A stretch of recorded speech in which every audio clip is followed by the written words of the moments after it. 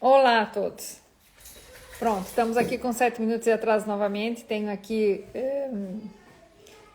muita confusão. Terça-feira está ficando difícil esses dias. Pronto, hoje nós vamos a falar sobre as hormonas e a relação dos hormônios com a obesidade. Então, hormonas relacionadas à obesidade. Então, vamos por hormonas da obesidade. Na realidade, não seriam hormonas da obesidade especificamente, mas tem a ver justamente com toda essa parafernália que altera o nosso sistema metabólico. E então hoje vamos falar um pouquinho disso, que já está prometido faz tempo. Vamos ter um outro live que nós vamos falar de jejum, tá bem? Jejum intermitente, o que é o jejum, para que serve, não sei o que. Se não me equivoco, é a próxima. Então, hoje vamos assim nos concentrar um pouquinho no que é os hormônios. Eu trouxe, claro que estão aqui comigo, vários artigos científicos que nos dão um pouco dos aspectos, vamos dizer...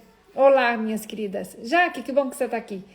Então, aqui tem uma série de detalhes. Boa noite a todos. Ai, eu adoro os coraçõezinhos, muito obrigada. Que a gente fala um pouco dessa questão hormonal, dessa questão que faz tanta diferença. Paula, vamos já falar disso, porque efetivamente isso acontece mesmo. E um deles, assim, nós vamos falar um pouquinho sobre a insulina. Eu tenho aqui os meus apontes e os artigos que eu já tinha separado, são todos artigos científicos, tá bem? Só que eu tratei de, pôr uma linguagem menos científica, com menos daqueles nomes todos, porque tem neuropéptidos, não sei o que, e o Y e tal, para facilitar o nosso entender. E efetivamente vamos falar um pouco sobre a insulina, que está prometido, sobre a leptina, a grelina, o cortisol, os estrogênios, que tem a ver justamente com esse período que a Paula está a comentar aqui, que é da obesidade, tá? Então, efetivamente, hoje é muito engraçado porque vocês vão um pouco entender o porquê que eu sou muito insistente em falar muitas vezes das mesmas coisas, porque efetivamente são elas que fazem toda a diferença. Então, vamos lá. Os hormônios assim que controlam essa questão do comer e da alimentação são, sobretudo, a insulina é produzida pelo pâncreas, tá? É o nosso hormônio da sobrevivência. Sem insulina não dá, porque a insulina ela tem uma função muito importante, mas ela é muito mandona, ela manda em tudo e faz aqui mesmo desastres quando está mal arranjada. Portanto, o diabetes tipo 1, que é aquele diabetes onde a pessoa não tem mais insulina, que acontece mais que tudo nas crianças, às vezes como resposta imunológica. Tem muitas situações que levam uma pessoa a ser diabético tipo 1, a ser um insulino dependente. Então, sem insulina a gente não vive mesmo, tá? Ela é extremamente necessária. Por quê? Porque ela faz uma função importantíssima. Oi, Nini, que bom, a Nini chegou por aqui. Faz tempo que a gente eu não sabia da Nini. Nini, muito bem-vinda. Fique aqui com a gente, porque vai ser divertida, pelo menos um pouquinho, essa nossa conversa. E assim, justamente a insulina, ela tem uma função muito importante, que é, por exemplo, a gente faz uma alimentação, come, se alimenta, e o açúcar, ou seja, a gente mastiga, engole, digere, vai para dentro do intestino e começa a ser absorvido os alimentos que a gente comeu, os nutrientes provenientes dos alimentos. Então, na Margarida, um beijinho para ti, começam a ser absorvidos. Então, vão para o sangue. Aí, o que acontece? Quando vai para o sangue, ele não pode ficar muito tempo circulante, porque senão o sangue fica com o açúcar muito alto, ou seja, toda essa carga de nutrientes vai se transformar em glicose. Claro que estão as vitaminas, os minerais, etc. Mas vou ter uma grande carga de glicose e que essa glicose não pode ser alta no sangue, porque nos causa aqui problemas graves. Por exemplo, que são vamos dizer assim, os efeitos colaterais do que é a diabetes. O que a diabetes causa? Da própria doença. Então, a doença, ela faz com que o açúcar fique muito alto no sangue, fique na circulação por muito tempo, e a glicose, o açúcar alto, ele faz dano nas vamos dizer, em tudo que é muito pequenininho, nas microartérias que nós temos nos olhos, nos membros, ou seja, nos pés e nas mãos, vai fazer lesões no rim. Por quê? Porque o açúcar é muito, vamos dizer, é uma molécula grande, a glicose é uma molécula grande, e ela não passa os filtros que nós temos, os filtros renais, e mesmo essa microcirculação fica muito afetada e começa a causar uma lesão. Essa lesão é irreversível. Portanto, a diabetes é uma doença assim muito lenta, ela é silenciosa. A gente não percebe até que o açúcar realmente está alto, que você se sinta mal para você ver. E muitas vezes você já tem diabetes, num pré-diabetes durante muito tempo. Então, isso aqui é extremamente complexo, essa situação. Portanto, a insulina, ela é primordial, mas ela manda em tudo. Aqui chegou a Vivi vai ter um live quase que assim, dedicado a ela. A Vivi é uma querida que está no Brasil e gosta muito do jejum. Então, nós vamos falar no próximo live sobre o jejum e eu quero que a Vivi veja. Se a Vivi não pode ver, ela vai depois assistir gravado. Ela trabalha muito, mas realmente é muito importante. Anabela, que bom que você está aí. Então, é importante que a gente entenda que é necessário ter insulina, que a insulina vai ser sempre descarregada quando a gente faz uma alimentação copiosa, vai sempre fazer um pico dessa insulina. Ela é primordial, é bem importante que ela esteja. Ela vai então retirar esse açúcar do sangue e ela guarda. Ela tem a função de abrir os armários de depósito e guardar o açúcar excedente. Só que o açúcar não pode ser guardado como açúcar. Ele é guardado como triglicéridos, como gordura. Portanto, quando aparece nos vossos análises de sangue triglicéridos alto, quer dizer, quando vejo uma análise dessa, eu sei o que a pessoa come.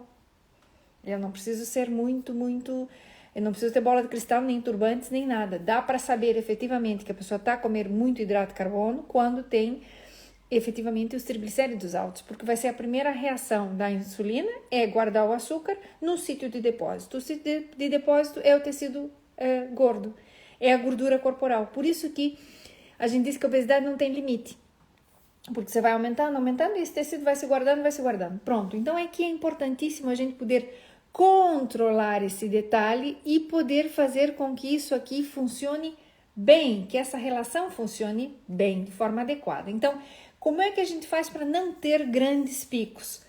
Comendo frequentemente e quantidades menores. Por isso, a cirurgia, ela afeta essa relação, efetivamente. Por quê? Porque vão comer pouquinho. Um beijinho, adoro os corações, muito obrigada. Vocês vão comer muito menos, qualquer tipo de cirurgia que for, tá bem? Vai se comer em menor quantidade, mais fracionado. Então, não faz grandes picos. Ao não fazer grandes picos, não faz grandes descargas, o que é excelente. Por isso que a gente fala. Existem várias formas, falando assim, de maneira geral, da insulina, para você, tem gente que diz, tem que comer, para emagrecer, tem que comer quando tiver fome. Aí os outros escrevem outro livro e dizem outra coisa. E dizem que você tem que comer 6 vezes ao dia. Aí o outro tem que comer outras e tal. Ou um tem que não comer e fazer jejum e não sei o quê. Então, aqui teorias há muitas. Mas aqui nos objetivamente interessa a situação. Paula, um beijinho para ti. Nos interessa efetivamente a relação dessas hormonas todas na nossa qualidade de vida, normalmente quando nós fazemos algum tipo de cirurgia, tanto restritiva, quanto malabsortiva, quanto mista, ou simplesmente como o processo do Apollo, que é igual a manga, só que não é cirúrgico e é simplesmente a redução desse estômago, que também vai afetar essa questão hormonal, não porque cortou o estômago, como o sleeve ou como a cirurgia do bypass ou do mini bypass, mas porque também vai reduzir a luz, vai reduzir o contato dos alimentos em si com a secreção de alguns hormônios. Então, vamos lá. A insulina, a gente já falou um pouquinho dela, nós vamos sempre ter ela aqui ao lado, e ela realmente é responsável, é quem manda, tá? E ela é responsável dessa relação que existe depois entre todos os órgãos, porque a gente fala que existe um crosstalk, ou seja, que os órgãos se conversam entre eles. E antigamente se pensava que o tecido adiposo simplesmente era um tecido inerte, de reserva nada mais, era como se fosse só um colchão, você ia metendo coisa lá para dentro, ou só um armário, que ia metendo coisa lá para dentro, e não é. ok? Então, o próprio tecido adiposo, ele vai liberar uma hormona, que é a leptina, e a leptina vai entrar dentro da questão da saciedade. Mas agora nós vamos falar um pouquinho da grelina como tal. A grelina, então, para entenderem, de modo geral, nós temos, então, a insulina, que faz um papel fundamental. Temos a grelina e a leptina, que ambas são produzidas também pelo próprio estômago, mas não só. São produzidas também em outros locais, mas no próprio estômago tem vamos dizer assim, a liberação dessas duas hormonas, que é a grelina e a leptina. Depois nós temos um outro hormônio que é muito importante, que é o cortisol, e dele nós vamos falar um pouquinho também. E vamos falar dos estrógenos, que vão aqui, ou os estrogênios, que vão efetivamente afetar também essa relação da própria produção da grelina como tal, ok? Que então é onde entra a parte da menopausa que a gente tinha falado, que a Paula aí estava efetivamente a comentar. Então, eu adoro os coraçõezinhos, obrigada. Então, é assim, o peso, o nosso peso corporal, vamos dizer assim, o peso que a gente tem, o nosso metabolismo, melhor dito, porque eu não gosto só de falar de peso, porque peso só dá números e números às vezes não são importantes. Ele é um sistema, assim, muito intrincado, muito complexo, tá? O sistema é bem complexo para você ter o peso que você tem, que ele vai desde o cérebro até os órgãos periféricos, e essa conversa vai dos órgãos periféricos até o cérebro.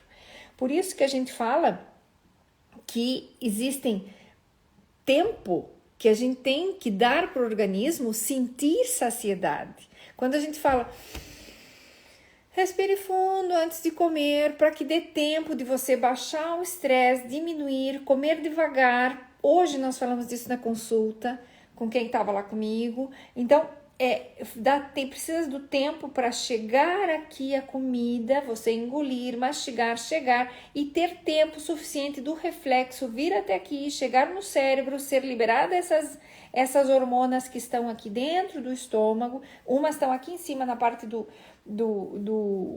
fundo gástrico, e depois vão ser liberadas. Elas mandam uma mensagem para o cérebro, mas isso leva algum tempo. Então, se a gente come assim vorazmente, muito rápido, nem dá tempo, que aí é o grande problema, onde a gente perde a noção do que a gente precisa fazer. Então, existe, por exemplo, aqui a grelina como tal, ela é produzida no estômago e ela vai aumentar sempre que a gente tiver fome. Então, ela vai te induzir a buscar comida. Quando você come, ela depois diminui, depois de você comer. E daí você fica saciado. Então, ela te induz a buscar comida, você come, aí depois que você come, ela se diminui e, muito bem, manda uma mensagem lá para o cérebro e faz com que você fique se sentindo bem. Então, muitas delas trabalham com volume, ok? Ou seja, quando você toca o alimento toca as paredes do estômago, por isso que o método Apollo serve, porque a gente reduz o tamanho do estômago, vai ter o contato e vai se sentir realmente satisfeito, porque já tem a questão do volume aqui que fica, vamos dizer, orientado de que você fique satisfeito, porque vai tocar efetivamente, vai dizer que você recebeu esse alimento. Quando é rápido demais, perde-se essa função. E aí a gente tem que estar mesmo muito atento para não fazer bobagem, né? Então, isso aqui é interessante porque esses hormônios, eles vão fazer como se fosse uma linguagem, é uma forma de falar para o cérebro entender o que está acontecendo, ok? Então, é importante que nós tenhamos, a grelina especificamente, ela vai aumentar com a fome, ou quando existe o jejum, ela vai ser produzida dentro do próprio estômago, e quando você come, depois ela vai diminuir naturalmente, depois que você termina de comer. Então, o que é o engraçado? É que a gente gostaria que se liberasse menos e logo parasse de ser ativada porque você comeu. Então, a redução do tamanho do estômago e comer pequenas porções fazem com que o estômago, de forma natural, diminua, para quem não é operado. Se você come pequenas porções, você vai ter o estômago mais com menos alimento, você toca ambas as paredes e fica o estômago saciadinho, ou seja, fica essa sensação de conforto, ok? Então, aqui, quando existe o corte do estômago com a cirurgia, tanto no sleeve, que você corta de cima a embaixo, ou no mini bypass, ou no bypass, que você faz uma união e deixa só um pedacinho do estômago, lógico que esses hormônios, ou essas hormonas, melhor dito, vão ser retiradas, porque sai uma parte desse estômago, ok? No método Apollo, não corta nada, não sai, não deixa de ter o estímulo, mas deixa de ter o contato, porque isso tudo ficou aprisionado, fechadinho dentro do estômago, como se fosse todo um drapeado, e os alimentos têm pouco contato com a secreção desse hormônio, ou dessas hormonas como tal, e por isso acaba respondendo bastante bem. A leptina como tal já é outro hormônio, que essa leptina ela é liberada pelo tecido adiposo. Por isso que a gente fala que hoje em dia o tecido adiposo fala. O tecido adiposo fala, quer dizer que ele manda mensagens, o próprio tecido adiposo libera essa insulina, essa leptina, que ela vai mandar sinais lá para o cérebro dizendo, olha, vamos inibir o apetite porque aqui tem muita gordura já. Então, vamos tentar diminuir. O que seria teórico pensar que, então, as pessoas que são obesas deveriam ter níveis baixos de leptina. Mas, em realidade, é o contrário. Por quê? Porque esse transporte que acontece dessa hormona como tal, desse hormônio, dessa hormona, que é o que a gente diz, ela vai do sangue até o cérebro e está limitado. Então, o transporte dela está limitado. E a pessoa consegue continuar comendo, apesar de ter altos valores, altos níveis da própria leptina no sangue. Ou seja, são situações, efetivamente, que até são contraditórias. Por quê? Porque nós estamos a falar só da periferia. Da periferia são as coisas que passam aqui. Na realidade, o centro da alimentação todo está feito aqui no cérebro, a nível do hipotálamo. Então, são enzimas que sim funcionam, que fazem o seu papel, principalmente quando não existe nenhum tipo de Cristina, um beijinho, que não existe nenhum tipo de cortes, de cirurgias, de lesão, elas sempre vão fazer o seu papel, mas efetivamente quem controla tudo vai ser a nível cerebral. Elas mandam, enviam, trazem, mandam as mensagens, transportam essa mensagem para cima e para baixo, mas vai fazer uma situação de fazer com que o cérebro, na realidade, que vai ser depois o órgão efetivo que vai responder a esse detalhe. Aí o que acontece? Então a gente podia pensar assim, se houvesse há muita investigação com N até medicamentos que trabalham não na produção ou diminuição ou limitação da própria grelina ou da leptina, há muitos estudos, mas há também estudos em que falam de outros elementos que são os que ligam a glicose direto dentro da célula, que são os GLUT4, o GLUT1, que aí é diferente, tem mecanismos de ação diferente e que também tem algum interesse para quem quer baixar de peso. Então, esses medicamentos existem, que não são insulina, são medicamentos injetáveis que se utilizam temporalmente e vão se aumentando as doses para fazer o organismo ter uma menor captação dessa glicose e acabar a pessoa, então, baixando de peso. É mais ou menos o que acontece. Mas ainda tem outra coisa que favorece e que melhora a sensibilidade da leptina e ajuda a perder gordura. E sabem o que é? Será que alguém se atreve a dizer qualquer coisa? O que vocês achavam que poderia ser? Que uma coisa que favorece a sensibilidade dessas hormonas, tanto uma quanto a outra, mas efetivamente tem um impacto bem importante na diminuição dos níveis, por exemplo, da leptina, que é produzido pelo tecido adiposo, e pela própria uso do tecido adiposo, que é o exercício físico. Então, pode parecer assim, ai, que chata essa, lá vem ela com o exercício físico. É que o exercício físico efetivamente atua direto sobre essa hormona como tal. Então, aqui o exercício não é assim uma delicadeza de, não, porque é só bom para a saúde. Não é só bom para a saúde, ok? O exercício efetivamente faz uma diferença enorme que atua de forma direta sobre essas hormonas como tal. Então, aqui é importante ter essa relação na vossa cabeça e pensar o quão interessante pode ser associar o exercício físico dentro da vossa vida diária. Eu sempre digo que o exercício não é para emagrecer. O exercício é para fazer o metabolismo ficar ativo. Para você, o nosso corpo é extremamente inteligente. Ele trabalha com prioridades. E isso é fundamental. Então, veja bem, se a gente faz o exercício, ele faz com que sensibilize uma série de células, e já vamos falar de novo da dona insulina aqui, porque tem tudo a ver com o exercício e com a própria glicose, né?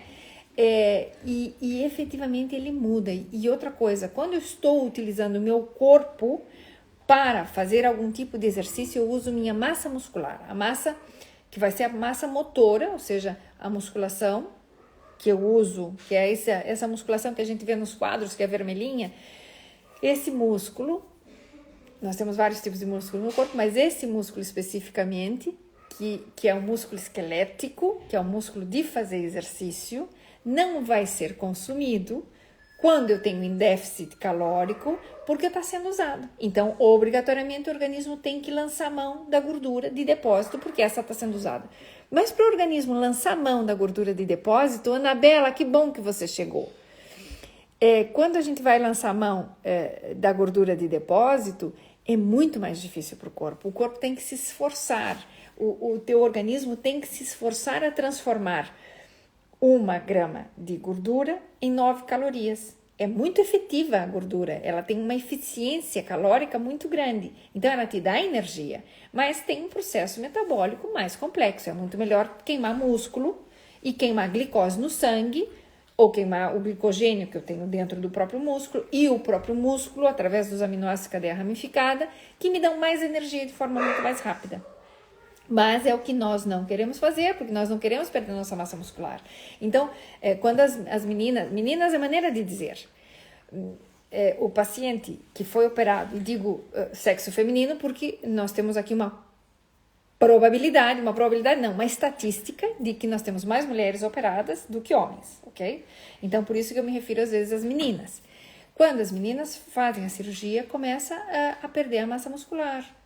Então, o bumbum que era tão difícil de tê-lo aí tal acomodadinho, o bumbum vai diminuindo, as pernas vão ficando finas e por isso fica aquela pele sobrando na entreperna, porque são exercícios que a gente não faz muito ou quase nada, ou seja, trabalhar os músculos internos da coxa, os adutores e os abdutores, os de fora e os de dentro. Então, são situações que realmente vai acontecer. Então, quando a gente usa a musculatura, a perda de peso é em função da gordura, que é o que a gente quer. Perder tecido adiposo, que é o tecido de reserva que era realmente passado já da quantidade. Então, voltamos aqui a dizer, o controle do apetite como tal, ele é perifericamente organizado por essas hormonas, mas ele é feito a nível cerebral. Ok? Então não adianta, entra aqui o meu foco, a minha força de vontade, a minha decisão, a minha toma de atitude para eu poder efetivamente ter aqui alguma melhoria. Meninas, por favor, peço aqui a vossa atenção. Sofia, tenho minha filha que está aqui hoje a brincar com uma amiga e realmente estão a se divertir. Então vamos lá. O que nós temos aqui também que é bem importante? Vamos falar aqui um pouquinho dos estrogênios. Por quê? Os estrogênios é muito complicado, porque quando os estrogênios vão embora, ou seja, entramos no período de menopausa, e Paula, isso aqui é bem assim para nós, né? Para nós mulheres que vamos ficando mais maduras, que vai entrando a menopausa aqui, o que acontece? Acontece uma coisa muito interessante. Quando esses hormônios, eles vão indo embora, chega a fome. E então quase todas, uma grande parte das mulheres diz que, doutora, eu não percebi e de repente o que me aconteceu é que eu comecei a subir de peso, mas eu não fiz nada de diferente. E eu não não consigo entender Por que que isso acontece? Então, eles justamente, esses hormônios, ou essas hormonas aqui, a gente fica, né? Nós, enquanto mulheres, ficamos horrorizadas com a balança, porque a balança não vai de encontro àquilo que você fazia, você não fez nada diferente e começa a subir de peso. E a explicação é justamente essa, ou seja, os estrogênios, que são essas hormonas femininas, elas estão associadas à diminuição da grelina e, portanto, elas ajudariam a reduzir o apetite.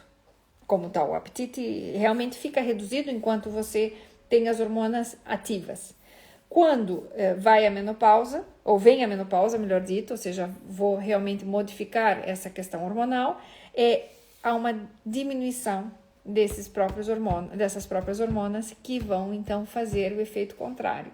E aí eu tenho tenho mais fome, me aparece mais fome do nada, e eu acabo, então, subindo de peso. E a outra coisa aqui que é extremamente importante, e as que conseguem, aqui temos uma pessoa que de repente está nos assistir efetivamente e ela tem logrado isso. Ela baixou de peso, já tem uma idade relativa a que esteja em período pré-menopáusico, mas o que acontece é que junto com o período pré-menopáusico a gente entra na perda da massa muscular. Nós mulheres de forma efetiva. Por quê? Porque não conseguimos fazer síntese proteica, diminuímos a possibilidade de fazer síntese proteica. Para fazer síntese proteica, eu preciso fazer exercício de carga, eu preciso ir para o ginásio e pegar um músculo, um halter e fazer exercício de carga, ou com uma máquina. Eu preciso ter carga para fazer um pouquinho da hipertrofia. E com a idade isso fica mermado pela própria situação. Então é normal a perda da massa muscular. E então o efeito da perda da massa muscular é que diminui a eficiência de perder ou de queimar a gordura e ter uma tendência justamente aumentada de acúmulo de gordura no abdômen.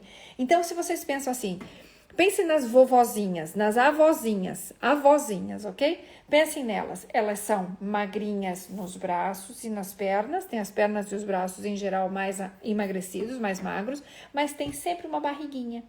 Isso a gente chama também, que acontece de forma natural com a idade, de distribuição centrípeta da gordura, ou seja, a gordura se distribui do exterior para o centro e vai passando a ter a gordura justamente na zona do umbigo, ao redor de todo o abdômen. A gente redistribui a gordura corporal nessa zona por causas hormonais, ok? Então é realmente o que acontece. Nós vamos então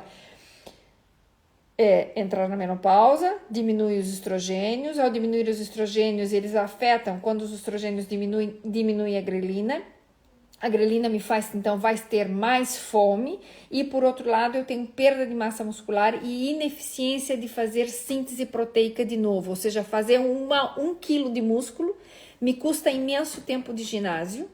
E por isso é efetivamente importante, nesses períodos, não esperar chegar na menopausa para começar e voltar para o exercício, para o ginásio. Começar a fazer, quem está em idade pré-menopáusica, dedique-se um pouquinho para si, dedicar uma vida inteira para os outros. Trabalhar uma vida inteira para os outros, para os filhos, para os maridos, para genro, nora, etc.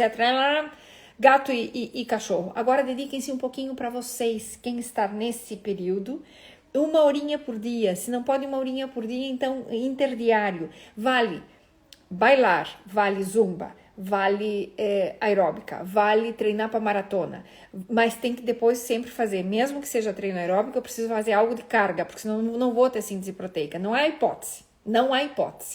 Síntese proteica precisa de insulina, precisa de aminoácidos, ou seja, de proteína, e precisa de carga. Essas 3 coisas eu ensino na faculdade quando eu dou as aulas de nutrição do desporto, que na realidade é uma das matérias. Pronto, eu fiz o meu PhD justamente dedicado um pouco ao desporto extremo, e esses são os 3 elementos que a gente precisa. Precisa ter insulina direitinho, precisa ter aminoácido, ou seja, preciso ter proteína na minha alimentação e preciso ter carga. Sem carga, esses dois aqui não funcionam e só fica um deles e não vai ter resposta nenhuma. Então, por favor, por favor, dediquem-se, vão fazer o exercício que for, baile de salão, com o seu companheiro, com o que vocês quiserem, vale baile de salão, mas depois sentar num banco e fazer um pouquinho de exercício para o corpo num banco, ou seja, treinar um pouquinho da parte de peso. Vale com o seu próprio peso? Claro que sim. Vale com uns pesos grandes e andar assim, fazer uns longes com peso segurando? Ótimo. Vale, olha, outro dia, foi no verão, e eu fui para uma praia e o salva-vidas estava, eu achei muito engraçado, o salva-vidas numa praia do Algarve, lá para baixo, estava a treinar com uma cadeira velha, uma pedra, um pedregulho enorme, ok? E um garrafão de 5 litros de água. Estava a treinar perfeitamente. Então ele agarrava a pedra assim com a toalha, embrulhava a toalha na pedra para não se raspar e fazia exercício assim, se abaixava, fazia os agachamentos com a pedra agarrada aqui com a pedra. E depois no braço eu subia a garrafa de 5 litros de água. Ou seja, não precisa ter uma coisa muito grande. Exatamente, a dor nos músculos muitas vezes é o reflexo inflamatório dessa questão toda. E quando você começa a fazer exercício, desaparece tudo. Olha, outro dia eu tive uma paciente que foi muito interessante a consulta dela. Ela comentava que começou a ir para o ginásio, tinha imensas dores em todo o corpo, não conseguia fazer as coisas, começou a ir para o ginásio e hoje não tem mais dores musculares. A mulher se levanta, antes se levantava como se fosse uma velha se segurando. Não estou falando mal das velhas, mas levantava incapacitada. E uma mulher relativamente jovem. Cristina, a mesma coisa que te aconteceu. E efetivamente desapareceram as dores. Por quê? Porque volta para o ginásio, volta a ter atividade muscular, volta a ter essa parte metabólica. E entendam que o exercício não é para emagrecer, é para fazer o metabolismo ficar melhor.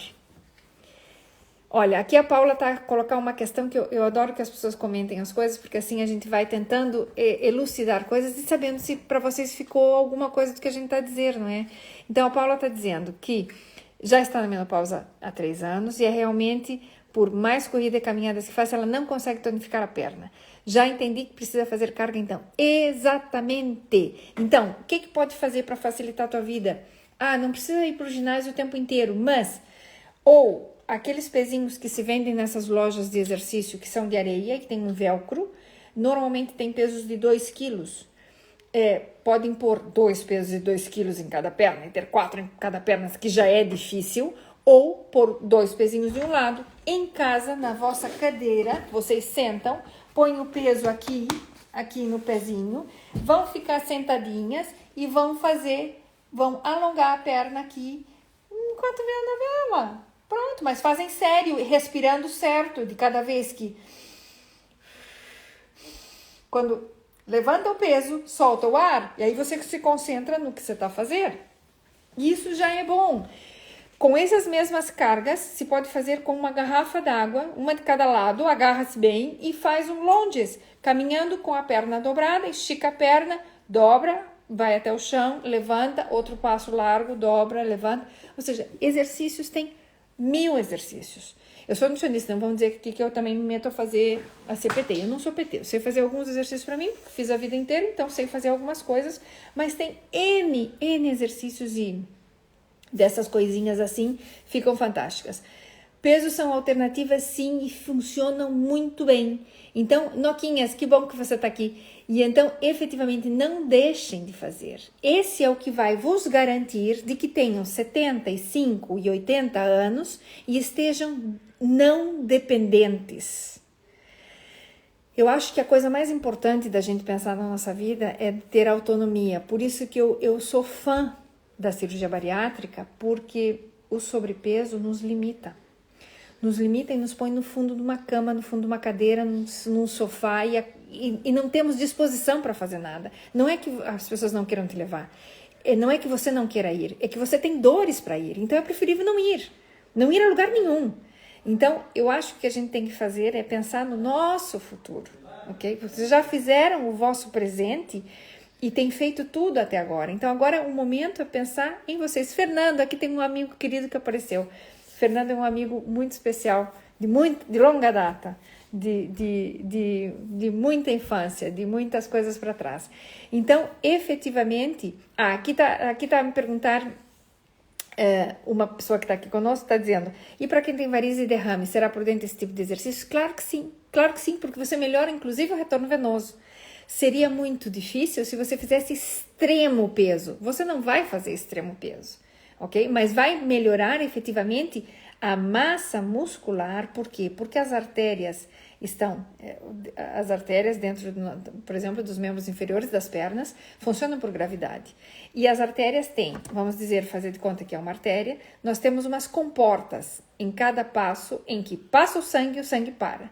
Passa o sangue para. Porque senão nunca poderia ir para cima. E aparecem mesmo umas comportinhas. Então, o sangue passa e fecha. O sangue passa e fecha. O sangue passa e fecha. Porque senão viria tudo para baixo, não é?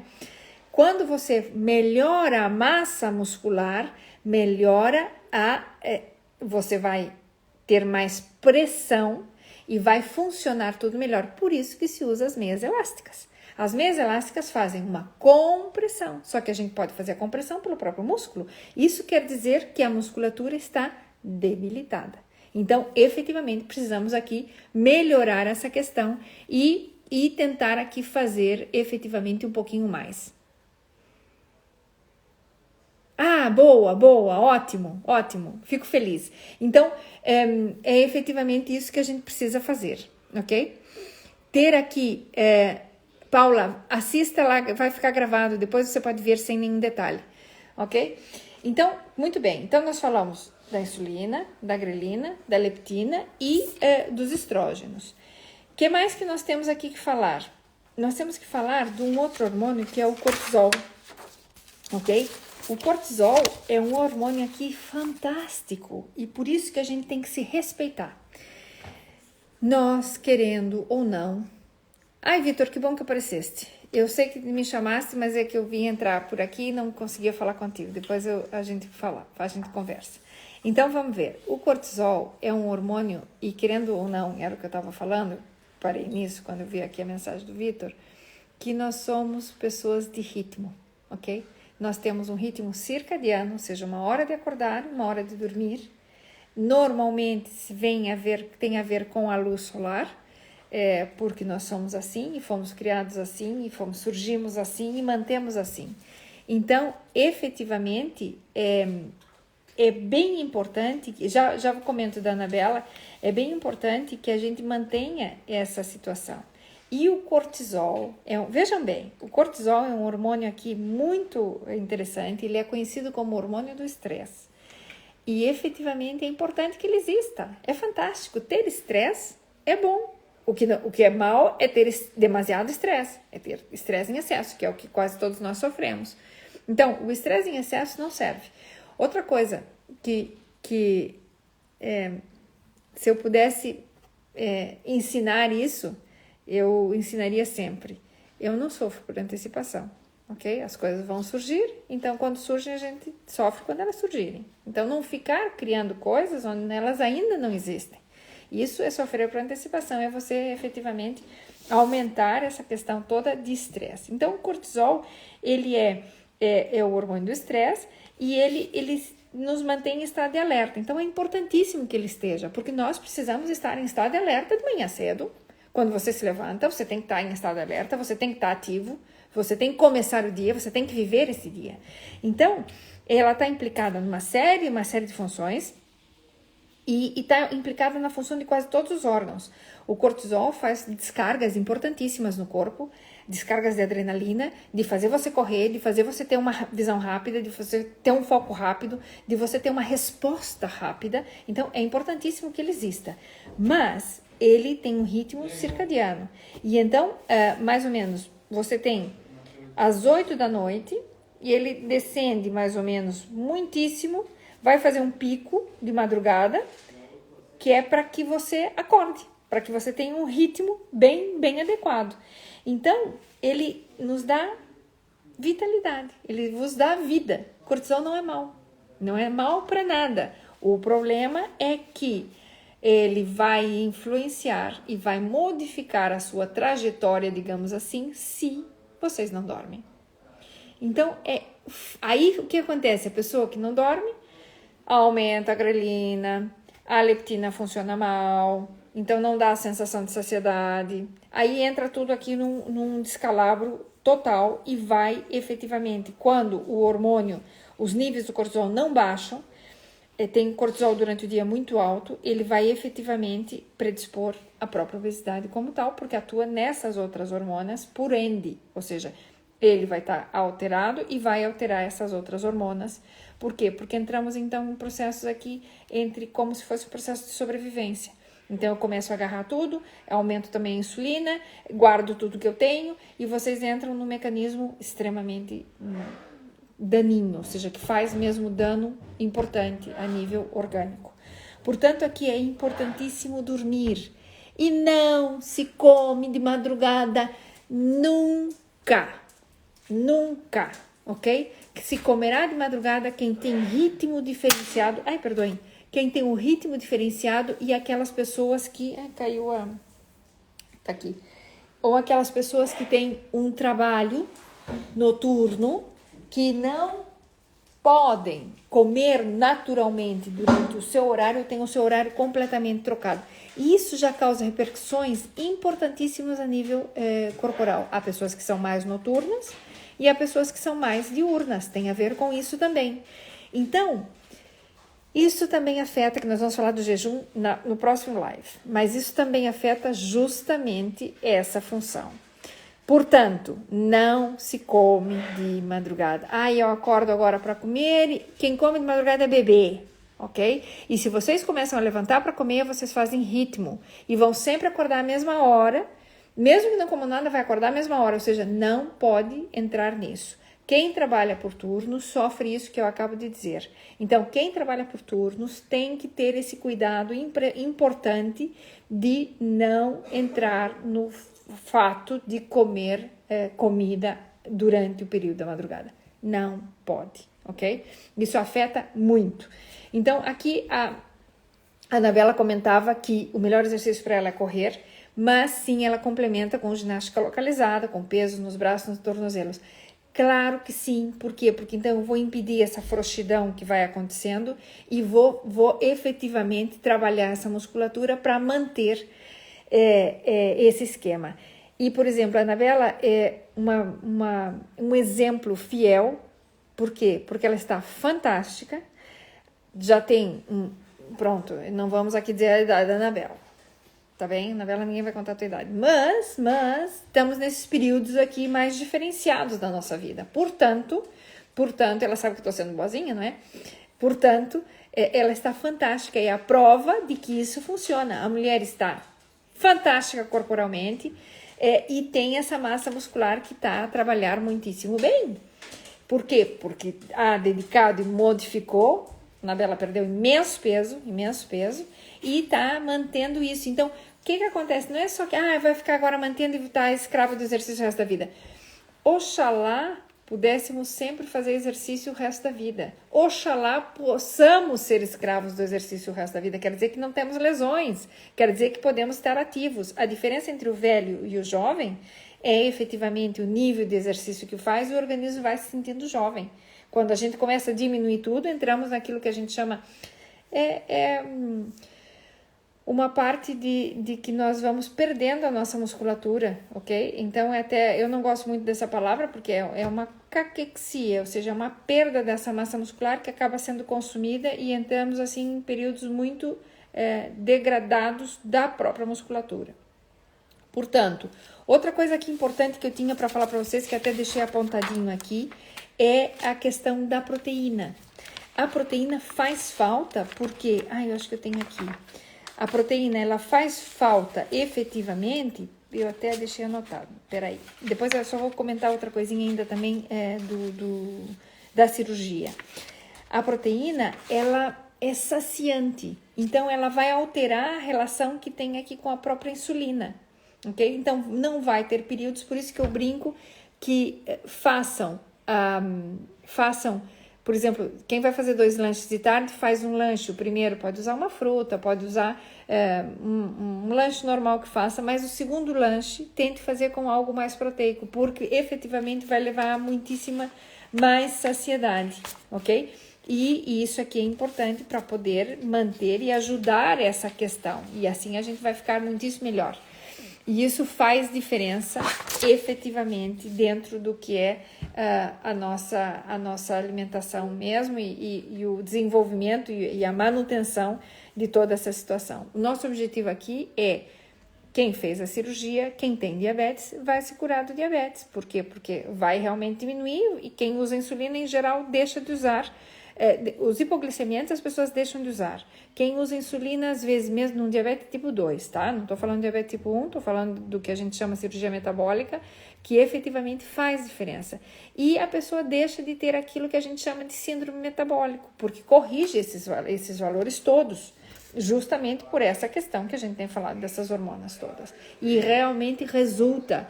Então, quem não fez ainda, que tem medo de fazer, não tenha medo. Não tenha medo do processo restritivo, que não vai poder comer isso. Vai poder comer de tudo, absolutamente tudo. Só que cada coisa a seu tempo. Então vai ter que passar por um período, que tem a cicatrização, um período normal, mas vai conseguir coordenar essa parte hormonal. Aí, claro, a gente sempre brinca assim, né? Quem faz a cirurgia, o cirurgião não opera a mente. Tinha que operar o cérebro quase, mas não opera.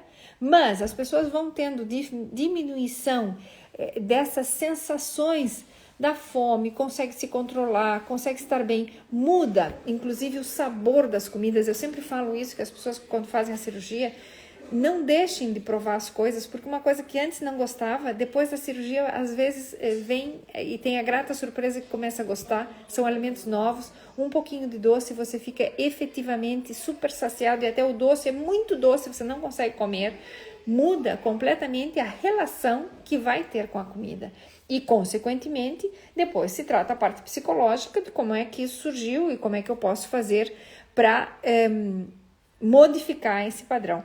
Então, querendo ou não, nós temos aqui que é bem importante ter consciência de que o exercício não é mera capricho da chata da nutricionista, ok? Que o exercício vai afetar efetivamente tanto na parte hormonal, como por exemplo na menopausa, quanto na parte da própria sensibilização dessas hormonas, que vão deixar mais sensível e, portanto, vão funcionar melhor, e isso o exercício faz.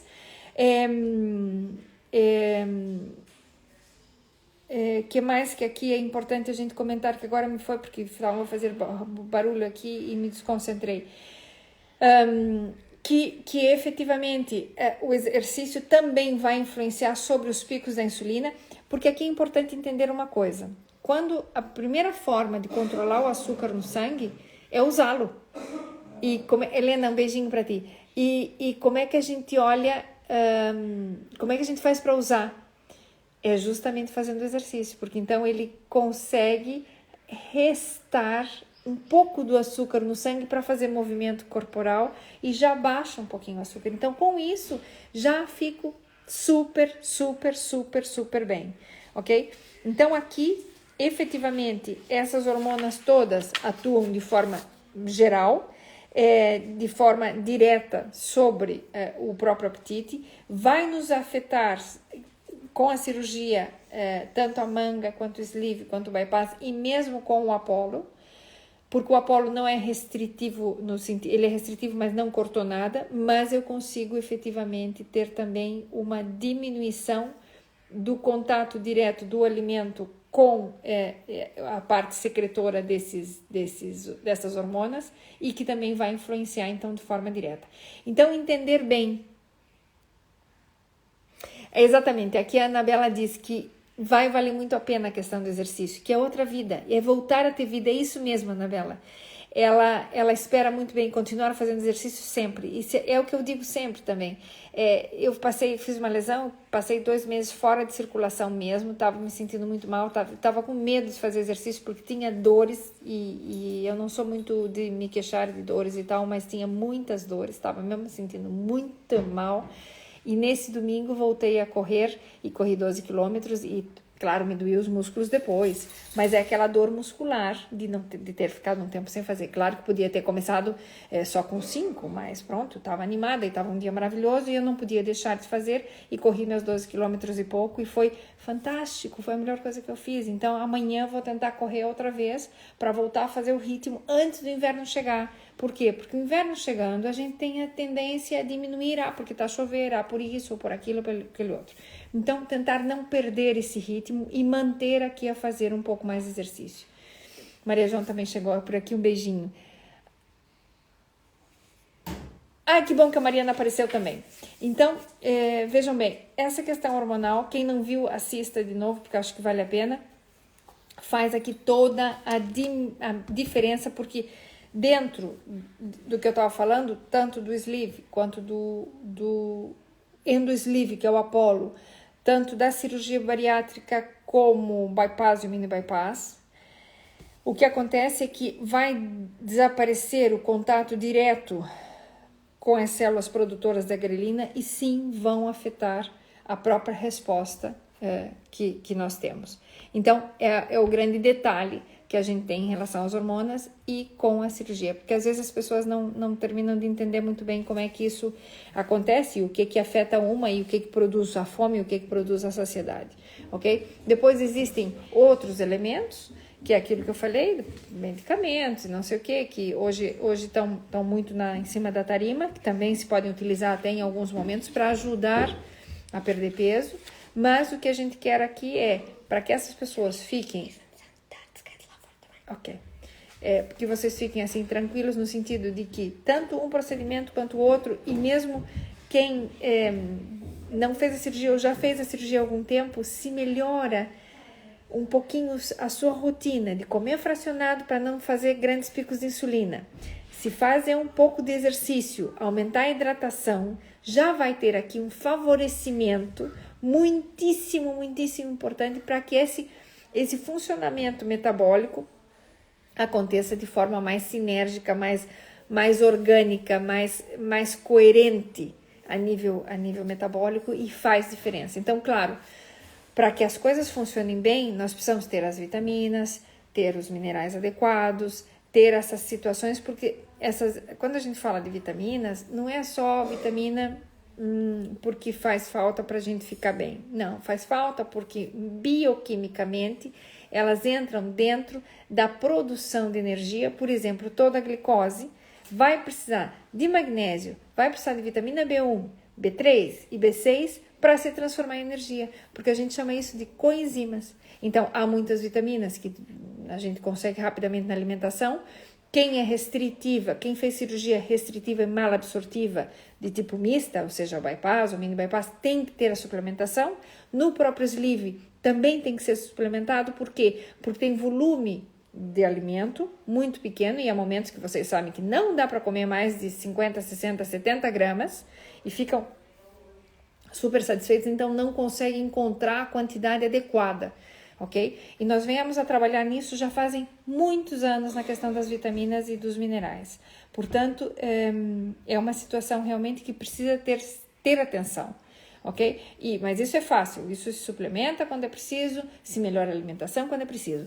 Portanto, e aqui para a gente fechar um pouquinho, porque eu já vou aqui adiantada da hora, né?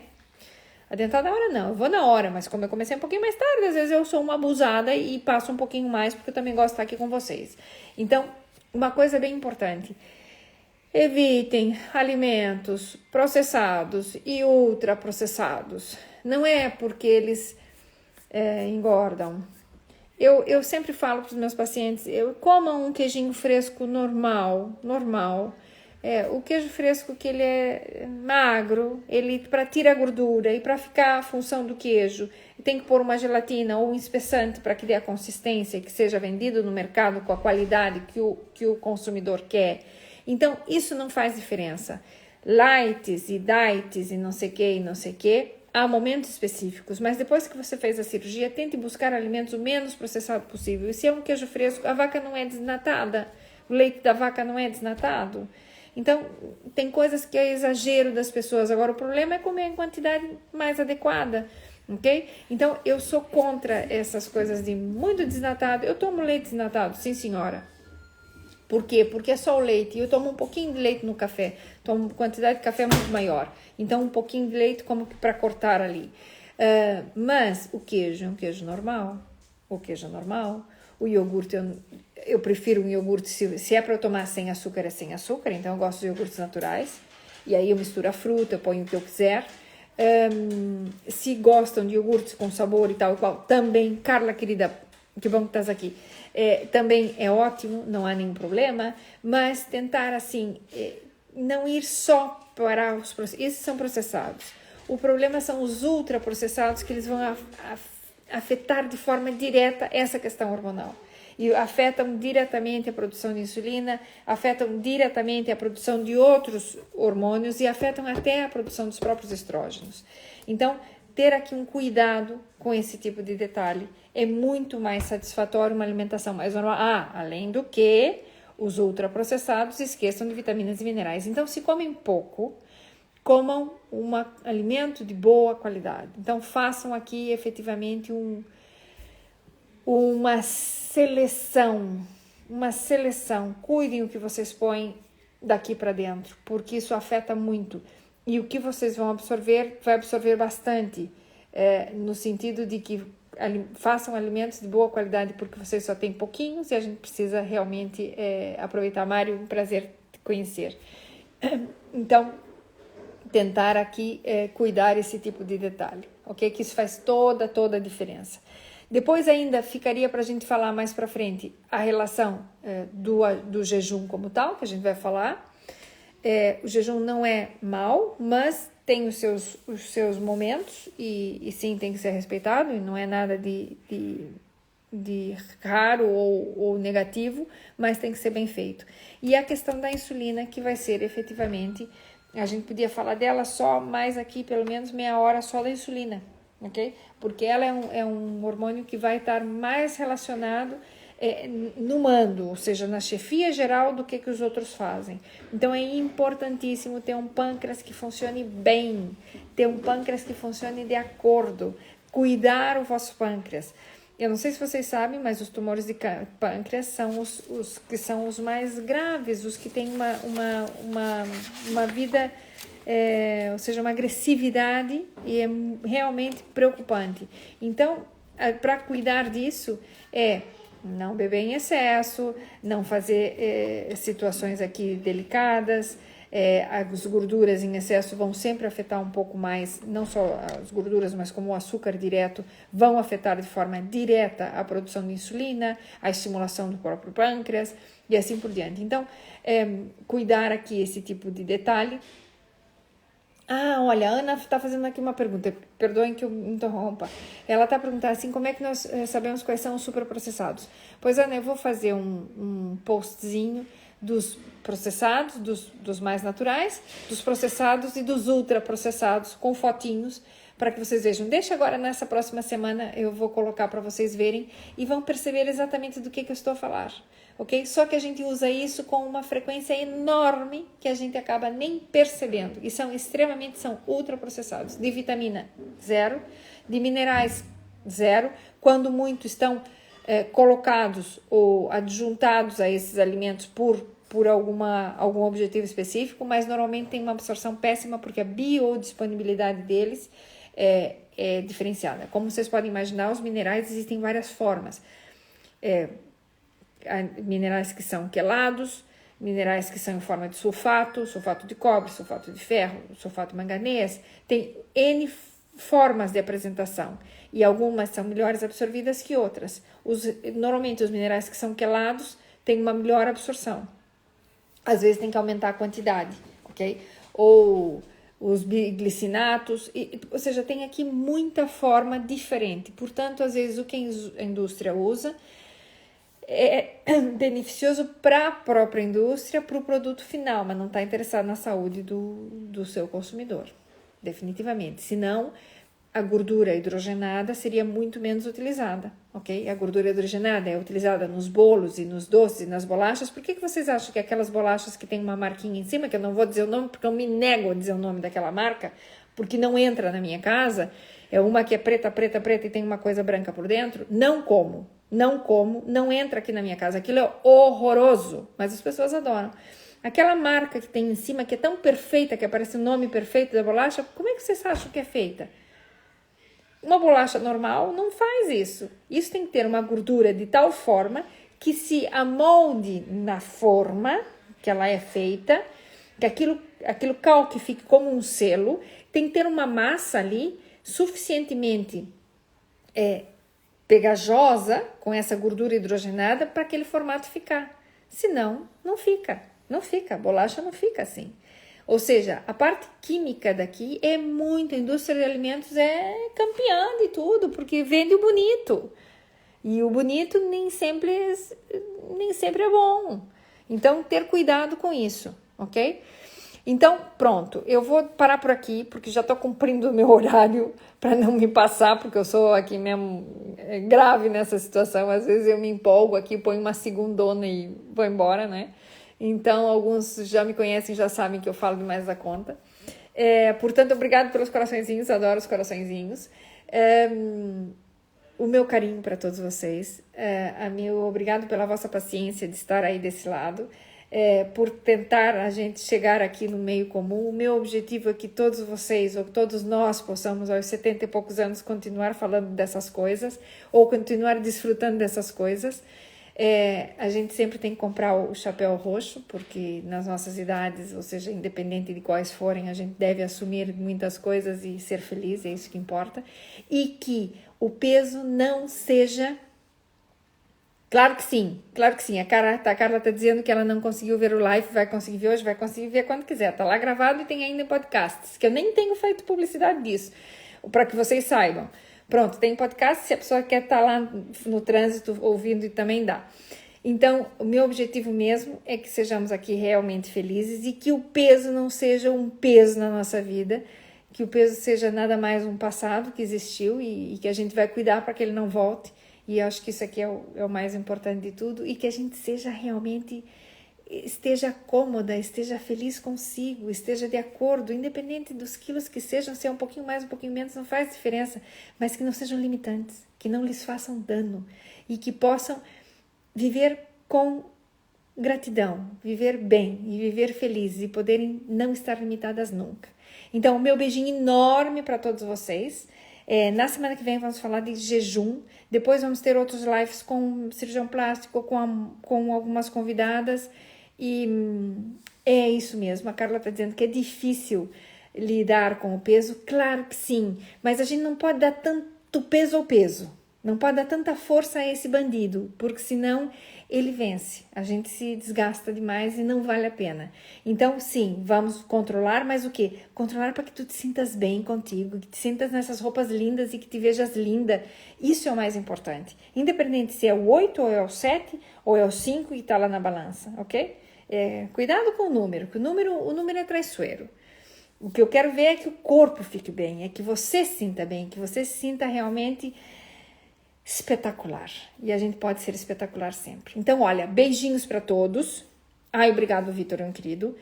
Nabela, eu tinha te prometido da insulina, ainda nós vamos falar mais coisas, mas eu queria dar um panorama aqui generalizado um pouco sobre esses hormônios, sobretudo a parte da menopausa como tal, porque realmente tem muitas dúvidas. Estamos aqui para conversar mais vezes. Na terça que vem vamos falar sobre jejum. Assistam. Esse aqui vai ficar gravado, então dá para ver quando quiser, tá bem? Então, meu beijinho a todos, meu carinho, muito obrigada pelos coraçõezinhos, que é um prazer e gosto muito. E vamos conversando por aí, tá bem? Nada, é um prazer. É um grãozinho de areia só que eu quero deixar na vida de vocês. Só um grãozinho de areia. Isso aqui para mim é suficiente. Um beijo. Adeus, adeus. Tchau. Ai, esqueci de apagar, não sei. Olha, foi-me. Ah, já sei.